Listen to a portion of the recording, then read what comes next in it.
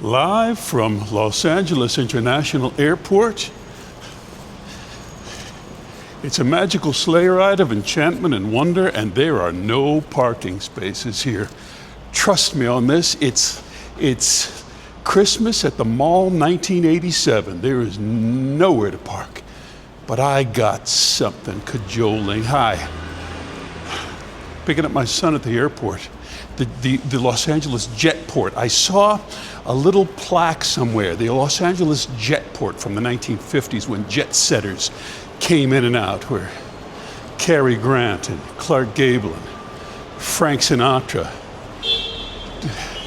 took their little jets out to Las Vegas, whatever, I don't know what, I'm not a jet setter. I never was a jet setter. Can you imagine being that jet setter and having your three-piece suit on, going to the airport and everything, and just finding this? It's something else. Anyway, okay. Last Frank Sinatra thing with John Frankenheimer, because it's just funny. John Frankenheimer was directing the Manchurian Candidate, and they had a big fight scene. This was the first true martial arts scene.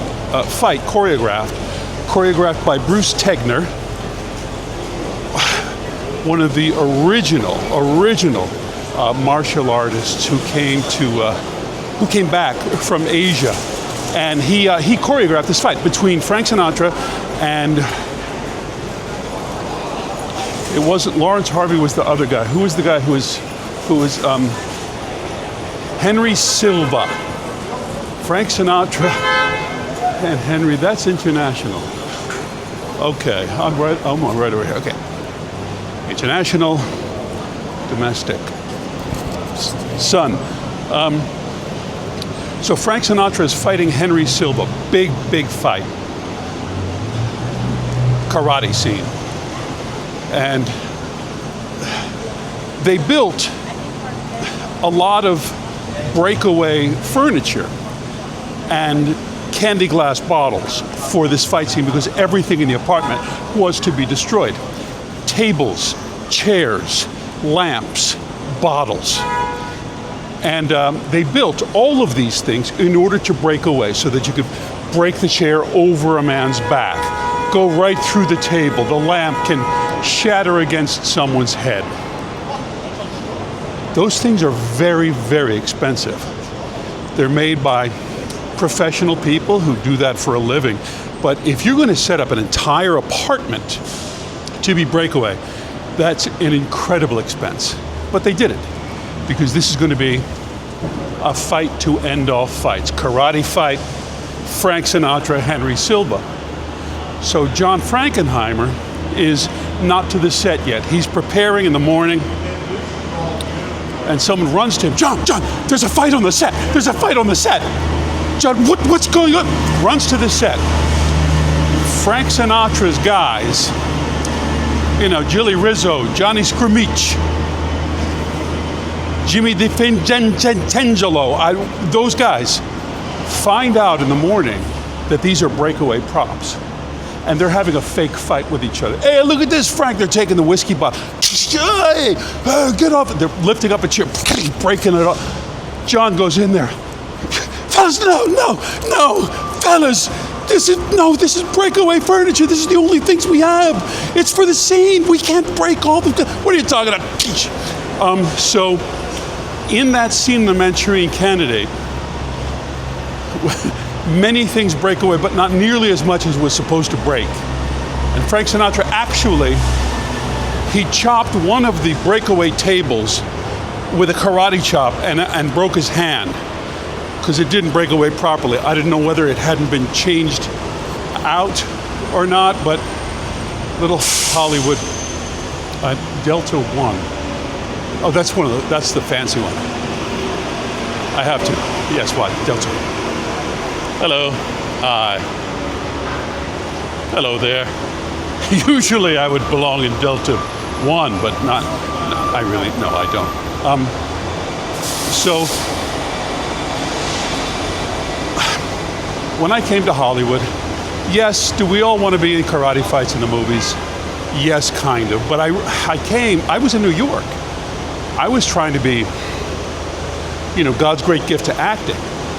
Because earlier on, it didn't seem like I had that much of a talent stack in anything. Certainly not sports. I'm okay smart. I could read books and stuff, but people were responding when I acted in the plays. So of course you're a kid. So I have an ego, and you think, hey, I can do this. Finally, I've got a skill set, and I want to be in the theater. Because I'm from back east. I want to act in New York City, musicals, I can sing, I can act. This is going to be fantastic. Moved to New York, nothing happened. Nothing. I wasn't being cast in anything. So I started doing improv at night, nightclubs, started doing stand-up comedy with a few friends of mine. They did stand-up, so I started stand-up. I started improv. But as far as working in plays, nothing.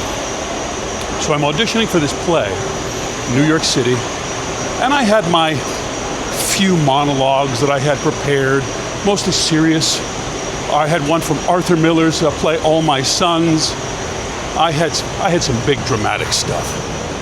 So I go to this theater audition in New York City, and this time I'm going to blow the roof off of this place with the power I have in this. So I do one of those big dramatic monologues. So that's it, but it was Tom in The Glass Menagerie. Opium dens, mother! They were opium dens! One of those kind of things. I finish, and I expect, an extended standing ovation from the casting director and a few people there. There's silence. And she looks at me, considers me, says, "Can I be honest with you?" Oh, yeah, sure. Okay. She says, "We don't need you here." What?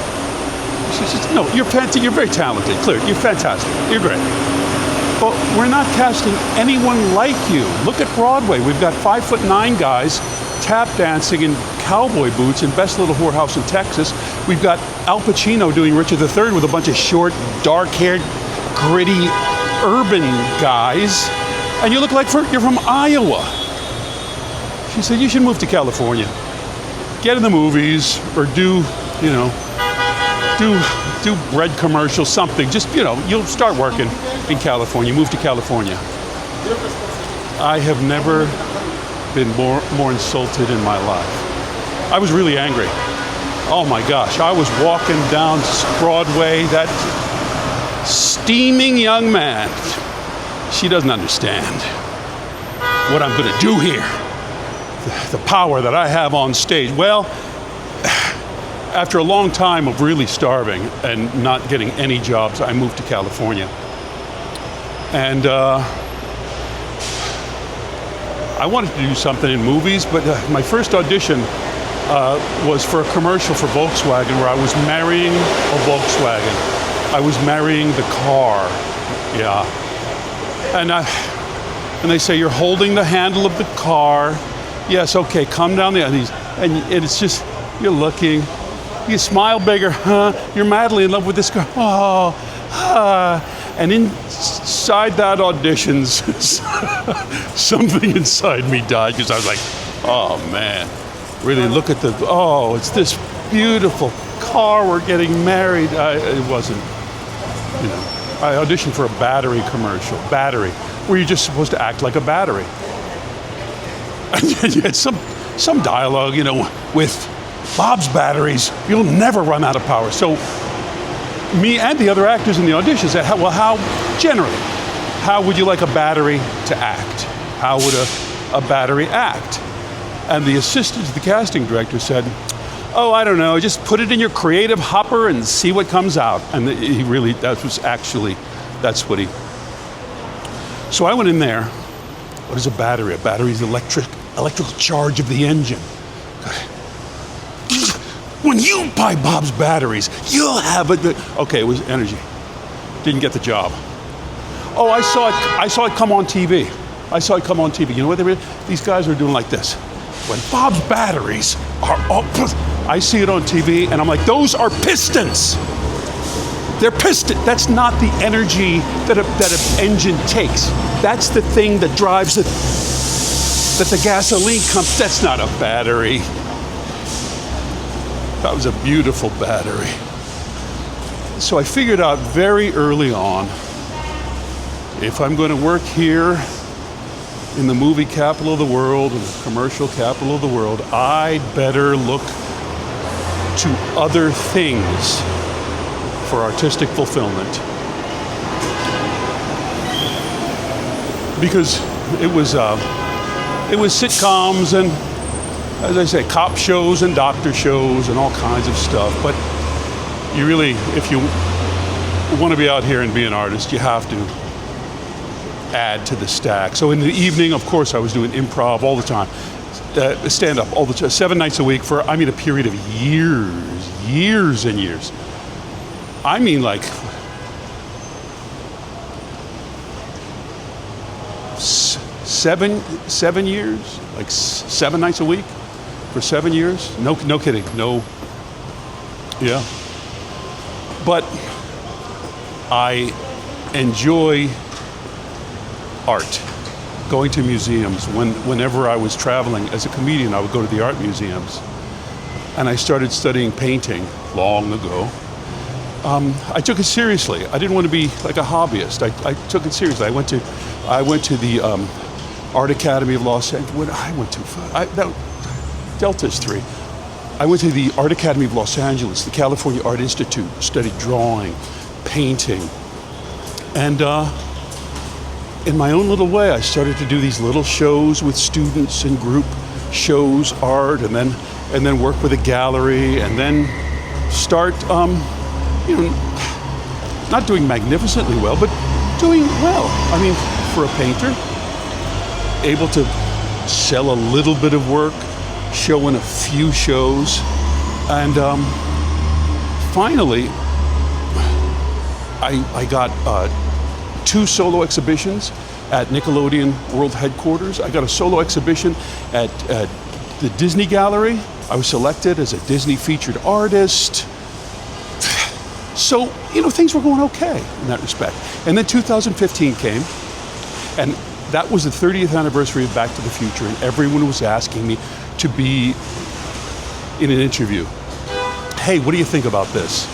What's your take on 30 years? The big 2015, the future and all that stuff, and I didn't do anything. I didn't do one interview. I just decided to do a series of paintings that was based on my experience in Back to the Future and my opinion that I had become by that point, and certainly am now, actually a piece of moving pop art,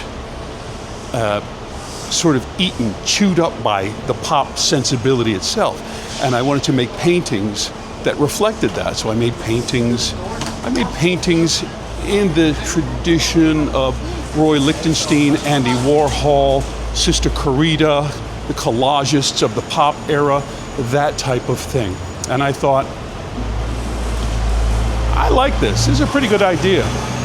I'm going to send this out there. So it's very expensive to put together packages that you'll put together. A folder, many prints of the paintings themselves, a lot of photographic slides, artist statement, ideas, resume, that kind of thing. But with all the printing of the paintings, the photographic transparencies, it ended up costing like $30 per envelope. And I would put a self-addressed stamped envelope into the package, so that if they weren't interested, they could just put it back in the envelope addressed to me, send it back to me, no problem. I put together this gigantic stack to galleries, centers of sort of television and film, small museums, all kinds of places all over the world. And I sent them out there just thinking, somebody's bound to actually look at what I've done here and think it's interesting. And I sent out these 30, 35, I don't know how many, but a lot. It was expensive. all these packages. And I didn't get one response. Not one response. You know the funny thing? Nobody sent me back the package. I didn't get one return envelope that I had left into the package. Zero. Zero response. Zero return packages. Well, they're a busy place and they've got stacks of artists who send things to them, so it'll just be a while. And I never received anything back. 10 years later, unrelated to those packages at all, I received an email from James Fishburne, the director of the Forest Lawn Museum and a curator of a show on self-portraits, who was interested, who had seen them through, and I don't know how, Nerdist Network did a little story on them. I did a video, of course, called I Am Pop Art that you might check out. But through those things, not through my packages, asked if I would like to be a part of a show at the Forest Lawn Museum in Glendale, California, called Persona, examining self-portraiture in all of art history.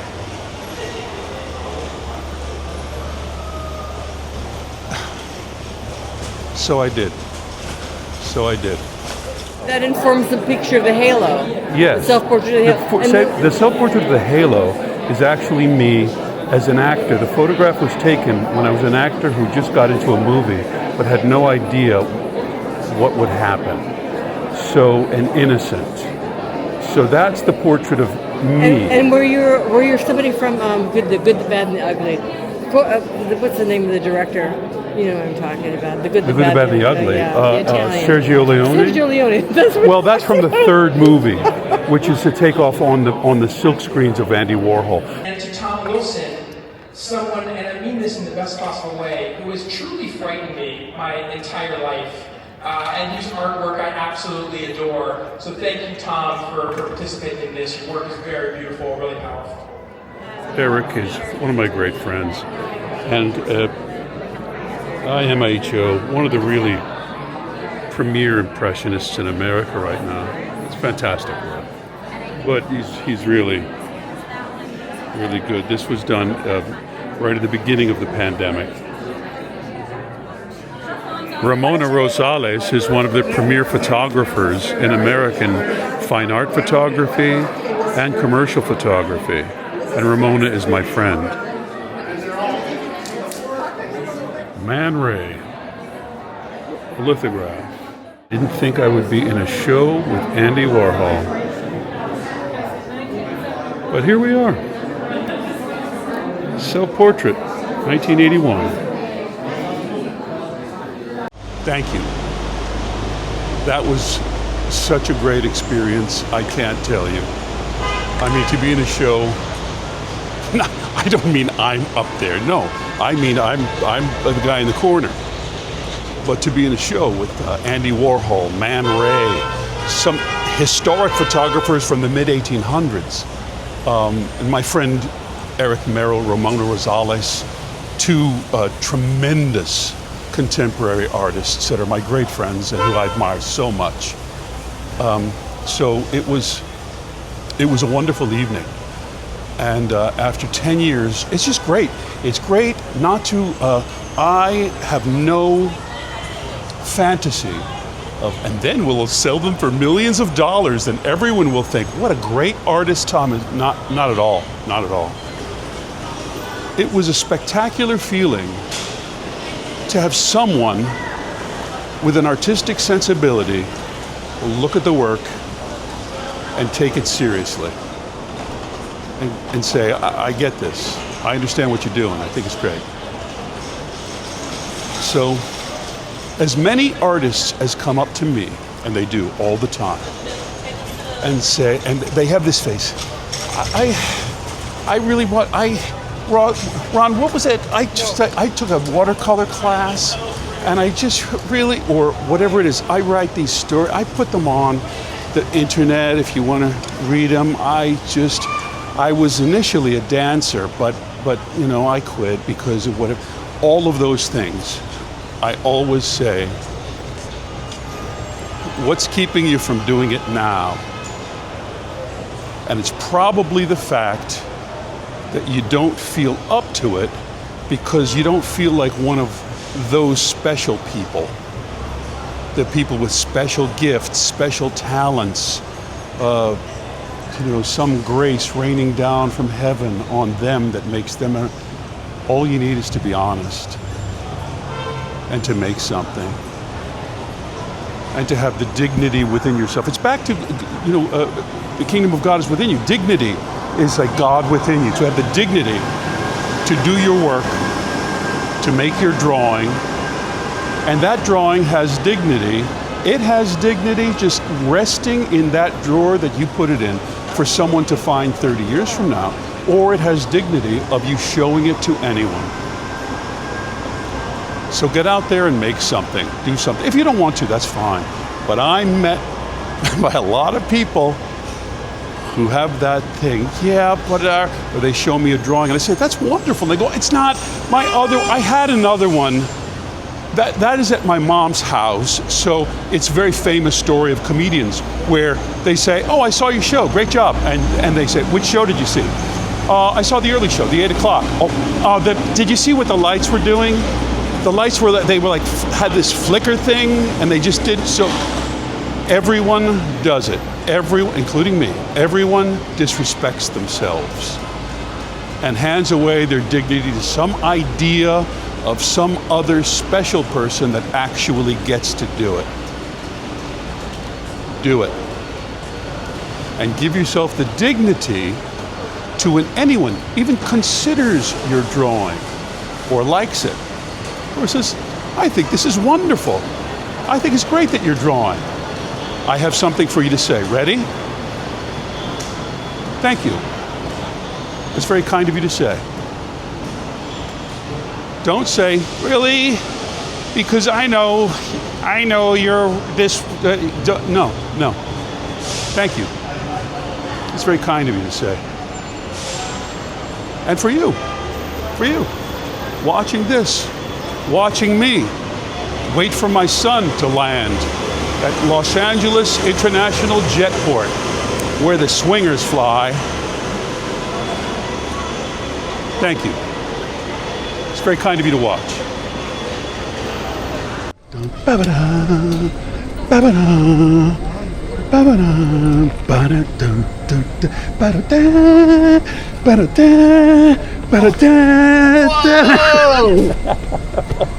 Whoa. How are you doing? What a surprise. How are you doing? Nice. All right, got him. We made it. Nice.